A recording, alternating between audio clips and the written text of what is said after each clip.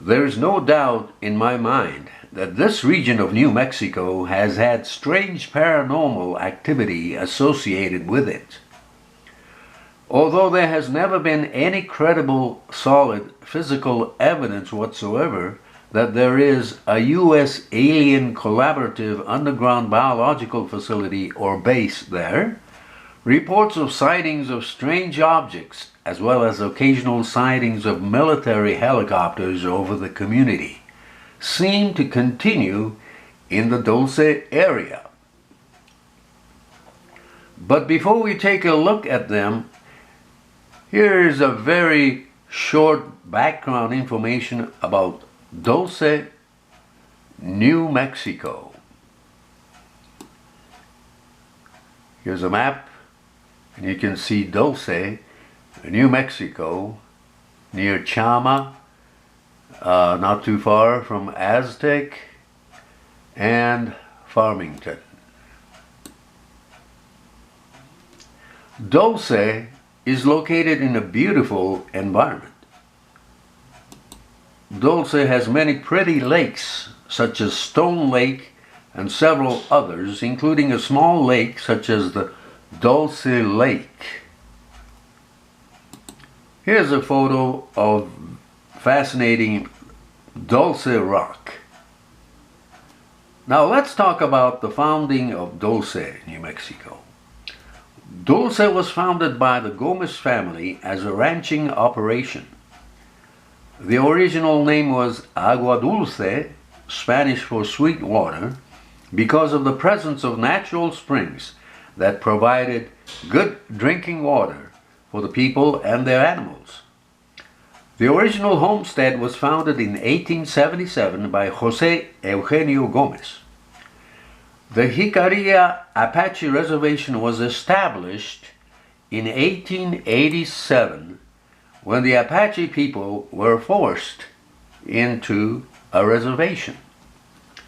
The Gomez Ranch is currently kept under Manuel Gomez ownership, though surrounded by reservation land. Now let's take a look at the early history of strange happenings in Dulce. In the late 1960s, according to a testimony given by former Dulce, New Mexico resident Darren Vigil Gray, it was in the late 1960s that this amazing incident took place on Highway 64 between Dulce and Lumberton.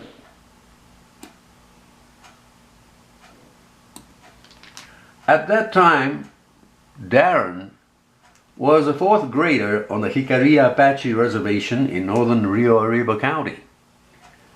At around 6:30 a.m. that particular morning, he claims he saw a flying saucer on his way to a parochial school which was located in nearby Lumberton. A dirty metallic colored disc about 20 feet in diameter passed about 50 feet in the air over his school bus between Dulce and Lumberton, he said. It created all this chaos on the bus, Gray said. He said his brother, then a sixth grader, yelled, "It's a flying saucer!" But the priest driving the van didn't stop to investigate the phenomenon and instead stepped on the gas. Gray said the disc appeared to come from Archuleta Mesa and continued for several miles over the low hills south of the highway. And this is a good photo of the Archuleta Mesa. Another photo of the Archuleta Mesa and the Archuleta Peak right here.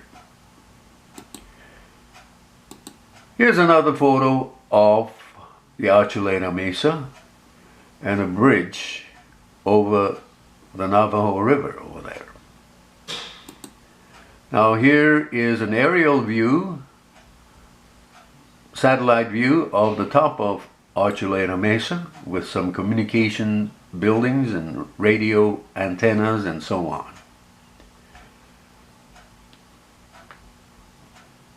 He said, and I'm talking about Darren Vigil Gray, he said cattle mutilations soon began to be reported in the same area. By the way, this photo is not of Archuleta Mesa, but the south side of the town of Dulce.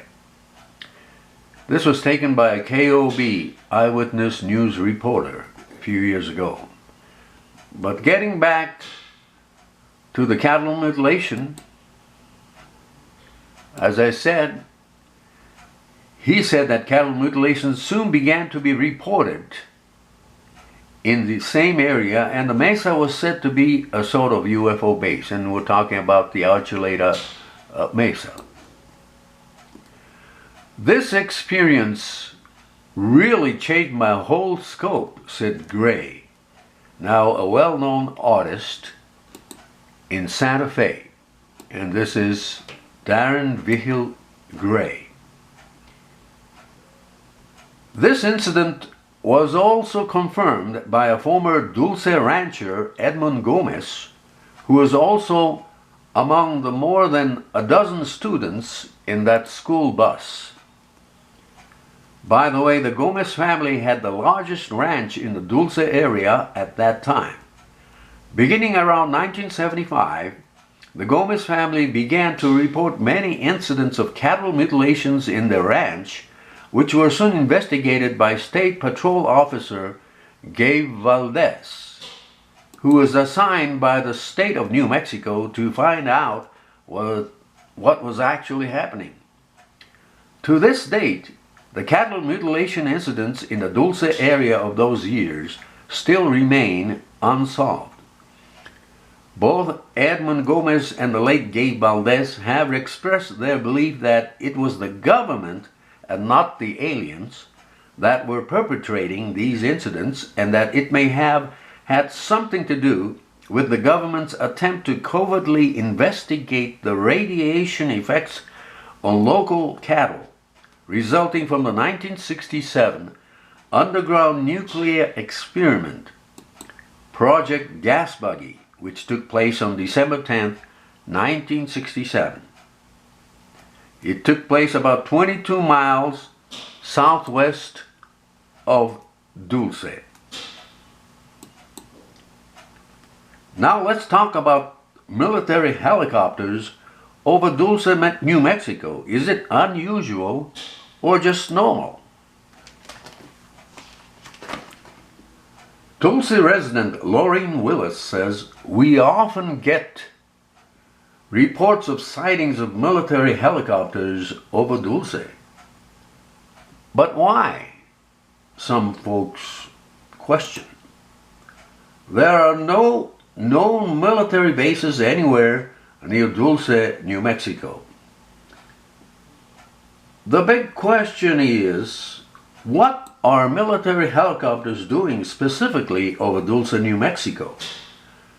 Now, some folks say that the most logical known base from where these helicopters originate may be Fort Carson in Colorado, more than 200 miles northeast.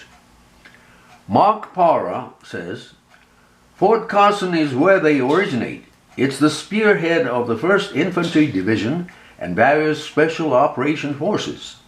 It's the headquarters of North American Central Command, and the entire Four Corners is their playground and training grounds. But my personal question persists even to this day.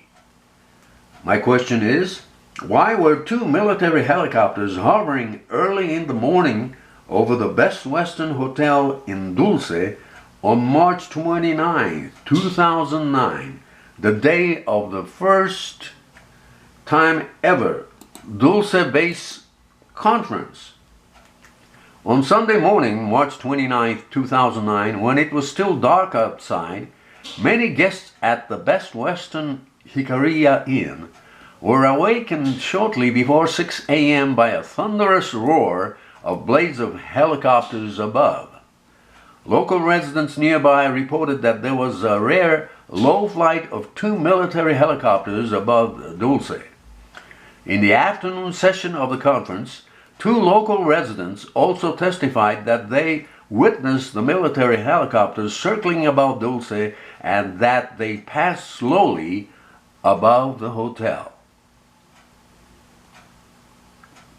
By the way, there have been many claims of sightings of humongous triangular craft in Dulce, New Mexico.